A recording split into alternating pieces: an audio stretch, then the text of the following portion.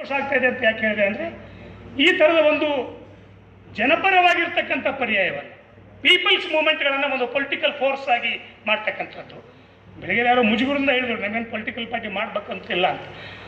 Political party ಮಾಡಬೇಕು ಅಂತಿಲ್ಲ ಅಂತಲ್ಲ, ಆ ಪೊಲಿಟಿಕಲ್ ಪಾರ್ಟಿ ಅಂತ ಮಾಡುವಾಗ ದೊಡ್ಡ ಚಳವಳಿ ರೂಪುಗೊಂಡು ಕಾಂಗ್ರೆಸ್ ಸ್ಥಾಪನೆ ಆಗಿದ್ದು ಹಾಗೇನೆ. ಮೊದಲು ಕಾಂಗ್ರೆಸ್ ಚಳವಳಿ, ಆನಂತರ ಒಂದು ಪಕ್ಷವಾಗಿರುವಂಥ. ಸೊ ಹಾಗೇನೆ ಈ ದೇಶದಲ್ಲಿ ಕಾರ್ಮಿಕ ಚಳವಳಿ 1920 ಕಾರ್ಮಿಕ ಚಳವಳಿಗಳಾದವು, ಆಮೇಲೆ ಕಮ್ಯುನಿಸ್ಟ್ ಪಾರ್ಟಿಗಳ ಸ್ಥಾಪನೆ ಆದವು. ರೈತ ಚಳವಳಿ ಆಯಿತು, ಆಮೇಲೆ ಸೋಷಿಯಲಿಸ್ಟ್ ಪಾರ್ಟಿ ಆಯಿತು.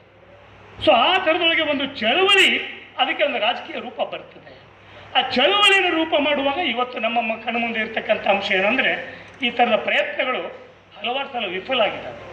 ಕರ್ನಾಟಕ ರಾಜ್ಯದ ಪಕ್ಷ ಪರ್ಯಾಯದ ಪ್ರಯತ್ನಗಳಾಗಿದ್ದಾವೆ. 69ರೊಳಗೆ ಸಿಂಡಿಕೇಟ್ ಆದಾಗ ನಿಜಲಿಂಗಪ್ಪನವರು ಆ ಕಡೆ ಹೋಗಿ ಒಂದು ಕಾಂಗ್ರೆಸ್ಗೆ ಒಂದು ಪರ್ಯಾಯವಾಗಿರ್ತಕ್ಕಂಥ ಪಕ್ಷ ಪರ್ಯಾಯ, ಅದೇ ನೀತಿ ಪರ್ಯಾಯ ಅಲ್ಲ.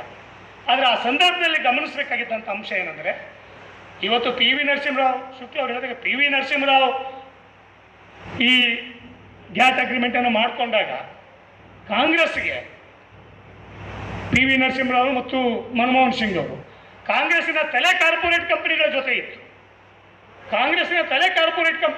ಇತ್ತು. ಅವ್ರ ಕಾಲುಗಳ ಮಾತ್ರ ಇಲ್ಲಿ ಹಿಂದುಳಿದವರು, ಅಲ್ಪಸಂಖ್ಯಾತರು, ಸೆಕ್ಯುಲರ್ ಅಂತಕ್ಕಂಥ ಮಾತನ್ನು ಮಾತಾಡ್ತಾ ಇತ್ತು.